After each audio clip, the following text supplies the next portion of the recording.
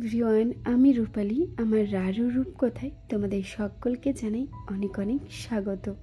আশা করি তোমরা সবাই খুব ভালো আছো, আর আমরাও কিন্তু বেশ ভালো আছি। ঘড়ির কাঁটায় বেজে গেছে ঠিক সকাল 8:30। তো এখন থেকে তোমাদেরকে সাথে নিয়ে আমি আমার আজকের দিনটি শুরু করলাম। সকালবেলা ঠিক 4:30 থেকে 5টার মধ্যে আমার সোনামায়ের ঘুম ভেঙে যায়। তারপর নিজের মতো করে 1 থেকে 1.5 ঘন্টা খেলা করে, তারপর আবার সোনামা ঘুমিয়ে পড়ে। তো সোনামাকে ঘুম পাড়িয়ে আমিও একটু ঘুমিয়ে যাই। তো ঘুম থেকে উঠতে তো এখন বেশ ভালোই দেরি হয়ে যাচ্ছে, যেটা তোমরা প্রত্যেক দিন দেখে থাকো। তো উঠতে ইচ্ছে একদমই করে না, যেহেতু রাতেও ঠিকঠাকভাবে ঘুমটা হয় না, আর সকালে যে একটু বেশিক্ষণ ঘুমাবো সেটাও হয়ে ওঠে না। তবে যাই হোক, কিছু তার করার নেই, ঘুম থেকে তো উঠতেই হবে। আর তাছাড়া যখন মনে পড়ে যায় এত এত কাজ বাকি আছে, তখন কিন্তু ঘুমটা আপনি আপনি ছেড়ে যায়। তো ঘুম থেকে এসে প্রথমে আগে ব্রাশ করে নিয়েছি, আর আজকে না একটু গরম জল খেয়েছিলাম, যেহেতু গলাতে একটু ব্যথা করছিল। তারপরে দেখো মা দিয়ে দিয়েছে 1 কাপ লিকার চা আর 2টো বিস্কিট। তো সোনামা এখানে শুয়ে আছে, তো ভাবলাম সোনামার সাথে গল্প করতে করতেই আজকে চা খাওয়াটা শেষ করে দিই। তো আমি চা খাচ্ছিলাম, আর আমার ছোট্ট মাটি আমার মুখের দিকেই তাকিয়েছিল। সোনামাকে সামলানো প্লাস বাড়ির কাজ দুটো যেহেতু একসাথে আমি করতে পারবো না, তাই সোনামাকে এখন ছাদে দিয়ে এসেছি সোনামায়ের দাদানের কাছে। আর ওইদিকে তো দেখলে আমার শাশুড়িমা কিন্তু পুজো করে নিচ্ছিল, আর আমার শ্বশুরমশাই কিন্তু ছাদটা ভালো করে ধুয়ে দিচ্ছিল। তো সোনামাকে ছাদে শুয়ে এসেছি, ভাবলাম যাই সোনামাকে শুয়ে আমি তাকে কাজগুলো তাড়াতাড়ির মধ্যে করে নিই। তো সোনামাকে শুয়ে রেখে এসে আমি কিন্তু সমস্ত আমার বাসি কাজ করে নিয়েছি। যেমন ধরো সোনামায়ের কাপড় চোপড় কাচার ছিল, ঘরটা মোছার ছিল, টুকটাক কিছু আগের দিনে রাতের বাসন ছিল। তাই সে সমস্ত কাজবাজ করে এখন চলে এসেছি সোনামাকে ওষুধ খাওয়াতে। তো সোনামাকে আমি 1/2 ঘন্টা পর পর ওষুধ দিই। ওই 8:30 9টার থেকে ওষুধ দেওয়া শুরু করি, 1/2 ঘন্টা পর পর সোনামাকে ওষুধ দিই। এখন যে ওষুধটা দিচ্ছি এটা হচ্ছে অ্যাম্ব্রোক্সল। তো এটা যেহেতু ব্রেস্ট মিল্কের সাথে দিতে হয়, তাই চামচের মধ্যে ব্রেস্ট মিল্ক একটু নিয়ে নিয়েছি, আর 18 ফোঁটা ওষুধটা নিয়ে নিয়েছি। তো সেটাই সোনামায়ের সাথে গল্প করতে করতে খাওয়াচ্ছিলাম। এই ওষুধটা একটু তেতো, তো তাই ব্রেস্ট মিল্কের সাথেই দিতে বলেছে। তো তারপরে দেখো স্নান করা তো অনেকক্ষণ আগেই হয়ে গেছে। তো সোনামাকে ওষুধ খাওয়াচ্ছিলাম, ব্রেস্ট ফিডিং করাচ্ছিলাম, তাই আমার কাপড়গুলো মেলতে দেরি হয়ে গেছে। তো এখন ছাদে চলে এসেছি কাপড়গুলো মেলার জন্য। কিছুদিন আগে আমাকে একজন বোনু কমেন্ট করেছিল, দিদি তুমি সোনামাকে কি অ্যালোপ্যাথিক ওষুধ খাওয়াও না হোমিওপ্যাথি ওষুধ খাওয়াও, আর বেবিদের জন্য কোন ওষুধ ভালো, হোমিওপ্যাথি না অ্যালোপ্যাথি? দিদি বলো একটু প্লিজ। দেখো, বাচ্চাদের জন্য কোনটা পারফেক্টলি ভালো সেটা হয়তো আমি বলতে পারবো না, কারণ আমি তো আর ডক্টর নয়।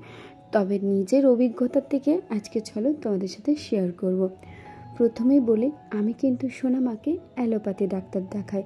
তার একটাই কারণ হচ্ছে আমার বাড়ির আশেপাশে কোনো ভালো হোমিওপ্যাথি ডাক্তার নেই।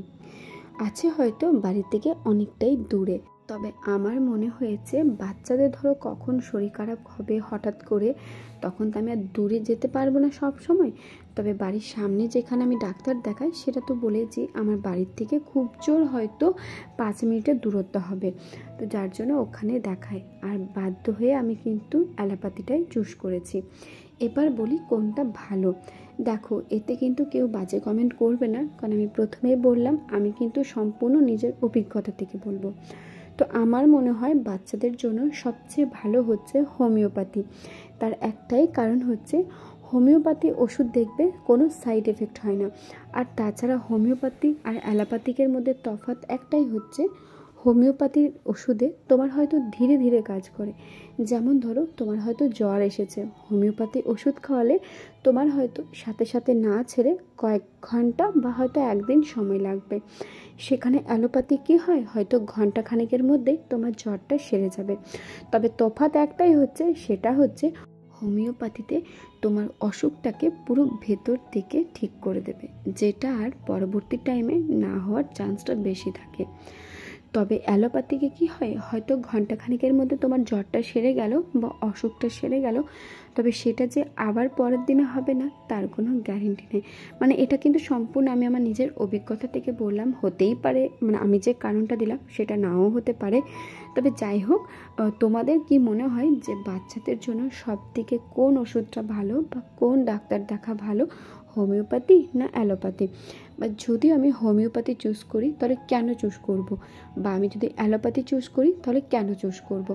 অবশ্যই কিন্তু তোমরা এই কমেন্টটা করে আমাকে জানিও। আরেকটা কথা, তোমরা তোমাদের বেবিদেরকে ঠিক কোন ডাক্তার দেখাচ্ছ, হোমিওপ্যাথি না অ্যালোপ্যাথি? অবশ্যই কিন্তু কমেন্ট করে জানাতে ভুলো না।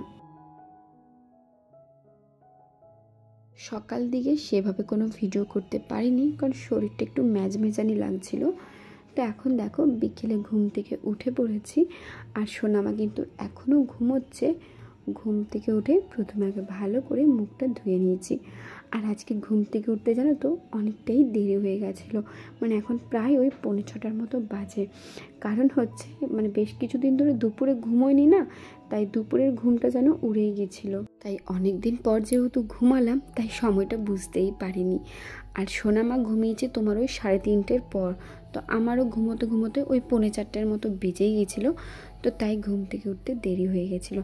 তো মাকে বললাম তুমি সোনামার কাছে থাকো, কারণ সোনামা কখন ঘুম থেকে উঠে যাবে আবার কখন পাশ ফিরে নিচে পড়ে যাবে, তো একটা তো ভয় থাকে। তাই মাকে বললাম তুমি সোনামার কাছে বসো, আমি তাকে চাই কাজবাজগুলো করে নিই। তো এখন দেখো দুপুরের যে বাসনগুলো খেয়ে রেখেছিলাম, তো সেগুলো দেখলাম শুকিয়ে গেছে। তো ভালো করে মুছে এখন বাসন রাখার র্যাকটার মধ্যে রেখে দেব। আর কি জানো তো, এখন দেখছি কদিন ধরে মানে কখনো গরম লাগছে কখনো আবার ঠান্ডা লাগছে। যখন সোয়েটারটা পরছি তখন এত গরম লাগছে পুরো ঘেমে যাচ্ছি, আবার ঠিক কয়েক সেকেন্ড পর দেখছি মানে তোমার ঠান্ডা লাগছে। মানে এখনকার ওয়েদারটাই এইরকম। তো চলো, কাজবাজ তো মোটামুটি হয়ে গেছে, এবার চাটা করে নিই।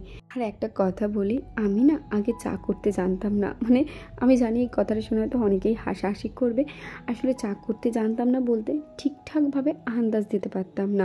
মানে কত কাপে জলে কতটা চিনি দিতে হয়, চা দিতে হয় আমি পারতাম না। তবে শ্বশুরবাড়িতে এসে আমার শাশুড়ি মা শিখিয়ে দিয়েছে, আমাদের একটা কাপ আছে, সেই কাপে কিন্তু আমরা 3 কাপ চা করি, আর সেই 3 কাপ চা অনুযায়ী 6 কাপ চিনি দিই, আর একটু মতো চা পাতা দিই, আর আদাটাও একটু মতো দিয়ে দিই। তো সেটা শিখিয়ে দেওয়ার পর থেকে এখন কিন্তু চা আমি একদম পারফেক্ট করি, না বেশি মিষ্টি হয় না বেশি তেতো হয়।